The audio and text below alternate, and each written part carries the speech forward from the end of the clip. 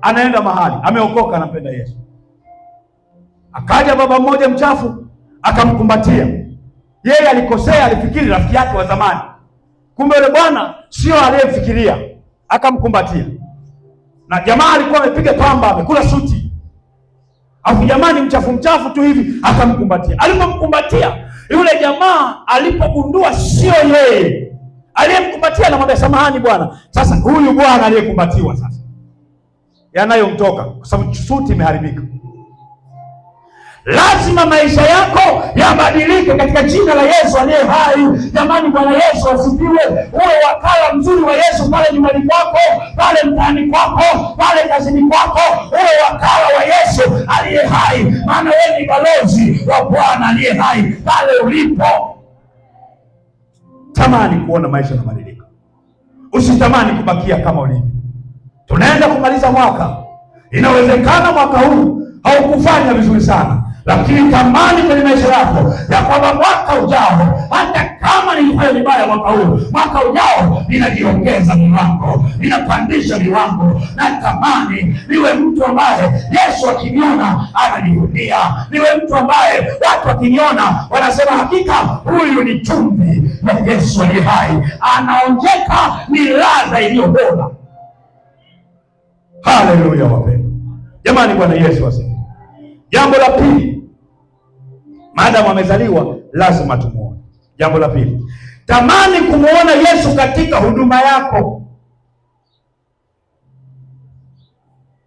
Hauwezi umeokoka upo, haiwezekani. Unatuambia nimeokoka bwana, sawa, huna huduma yoyote kanisani. Ulikuwa mwimbaji wa kwaya, huimbi tena.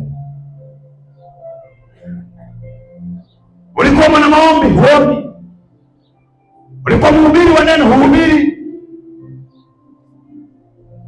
Unasema natamani nimuone Yesu kwenye huduma yangu. Amefanya jambo, amenitoa hatua moja kunipeleka hatua nyingine. Unatamani, ni swala la kutaka. Jamani, amina.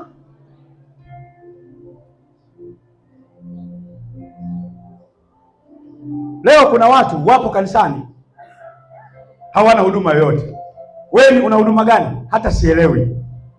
Yaani nakwambia mchungaji, mimi sielewi hasa na huduma gani, labda Roho anifunulie. Hata kufiagia kanisa huwezi. Yaani kwa kweli sielewi mchungaji. Yaani mimi nipo tu. Usiwe mzururaji kanisani. Uwe ni mtu unayebeba huduma, maana huduma ndio inayokupa taji. Wapendwa, Bwana Yesu apewe sifa. Tengeneza taji yako kwa huduma ulionayo.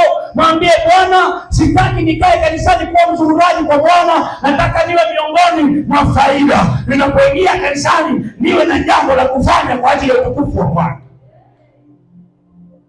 Pigie Yesu makofi. Amen. Hajui cha kufanya. Wapo watu hao hajui cha kufanya, hajui huduma yake, anaingia kanisani na kutoka. Anasema mimi sijachaguliwa kuwa shemasi. Haijalishi umechaguliwa, haijalishi watu wamekuchagua hawajakuja kuwa, haijalishi wamekuona hawajakuona. Mimi ninachojua huduma zinatoka kwa Bwana aliye hai. Hata kama binadamu hawataniona, lakini Yesu aone huduma yako ndani ya maisha yako. Wewe mtumikie Bwana, hata kama watu hawataelewa, Yesu ataelewa. Jamani, haleluya kanisa. Haleluya watumishi wa Mungu. Na sisi tulio pembeni yako tukikaa tunasema hakika huyu ni mtumishi wa Bwana ndani ya nyumba ya Bwana. Maana lazima tumuone. Tunasema Yesu hajakosea, hakika ni faida. Hakika huyu wapendwa kweli tunapomwangalia ndani ya kanisa, yaani tukimkosa ndani ya kanisa tunajisikia vibaya, na tunasema hakika tunatamani tumuone akiwepo. Maana akiwepo mambo yanakaa sawa sawa. Haleluya. Usiwe garasa, uwe hai katika jina la Yesu. Nasema uwe hai katika jina la Yesu. Nasema uwe hai katika jina la Yesu. Usikubali kuwa mtu wa kawaida tu, umeokoka tu upo. Tengeneza taji ya maisha yako. Lazima tuone huduma yako, lazima tujue huduma yako, Lazima tujue unafanya nini, maana lazima tuone kweli Yesu ameingia ndani yako, kuna jambo ameliachilia. Hawezi mtu Yesu akamwokoa mtu hivi bila kumpa huduma, haiwezekani. Muulize jirani yako, wewe una huduma gani? Hauna jirani? Hauna jirani? Unakaaje bila jirani?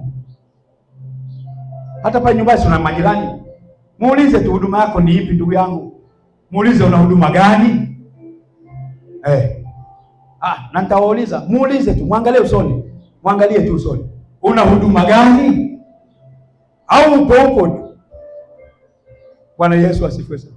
Jamani, Bwana Yesu asifiwe sana. Jambo la tatu, tamani kumuona Yesu katika familia yako. Unajua, tunapookoka Yesu anatufanya kuwa mabalozi na mawakala katika familia zetu.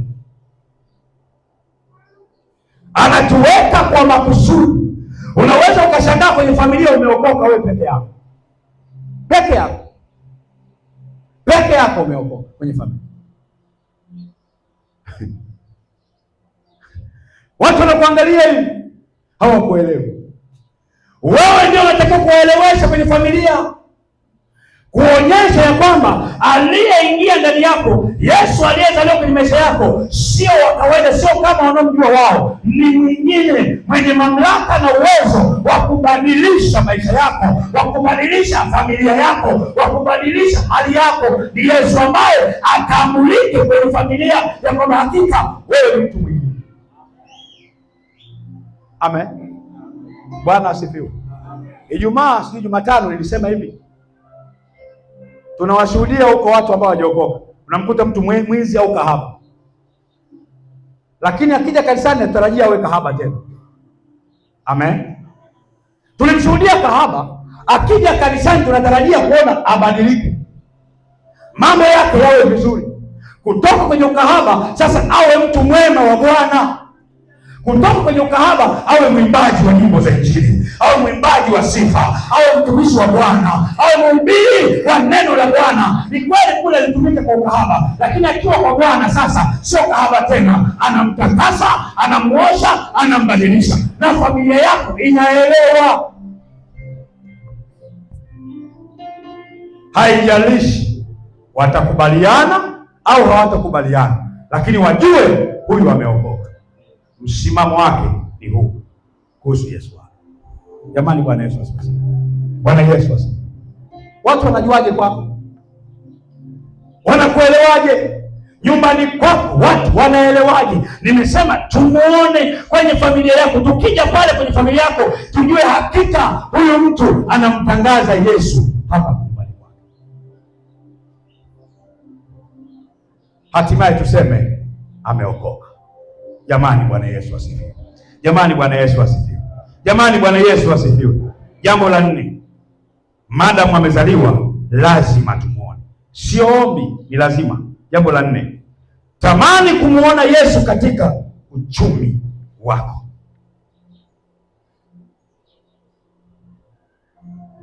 Kwenye shughuli zako, kwenye uchumi wako.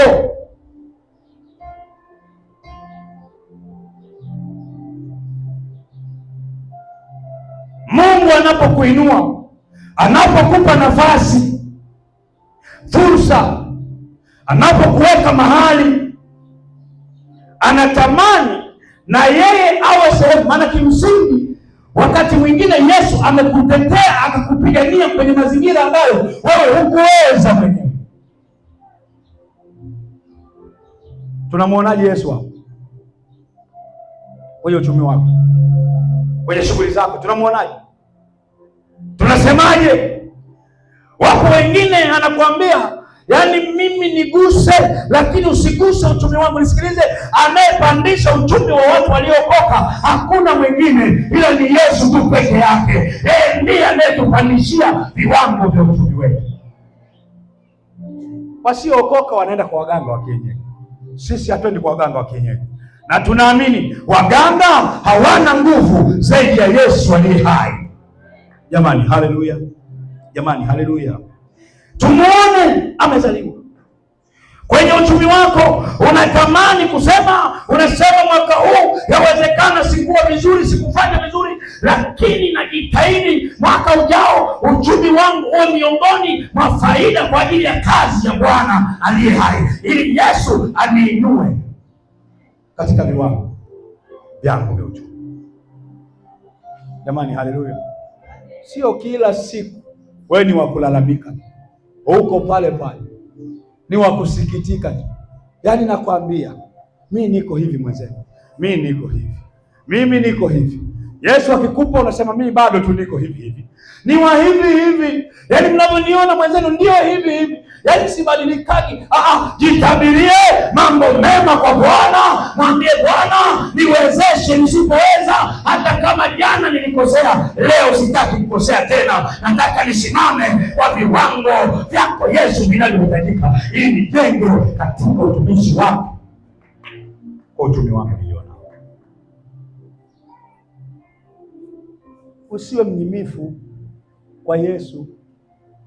Yesu anasema hivi, mulikuja bila kitu duniani na mtaondoka. Hajasema tusijenge, hajasema tusifanye kazi.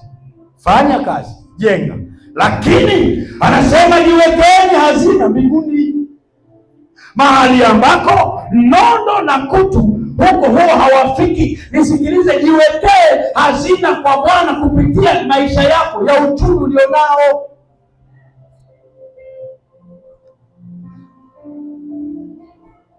Siku moja nikasikia mtu anasema, toa ulicho nacho. Nikamuuliza, nikupe shilingi ngapi? Akaniambia, wewe toa tu ulicho nacho. Nikamwambia, siwezi kukupa nilicho nacho, haiwezekani. Nina vingi sana, nakupaje? Maana ukisha niambia nitoe nilicho nacho, nikupe nyumba yangu, mke, watoto, wote nikupe wewe. Siwezi kukupa nilicho nacho. Niambie nikupe shilingi ngapi? Na zile nyimbo za toa ulicho nacho hapa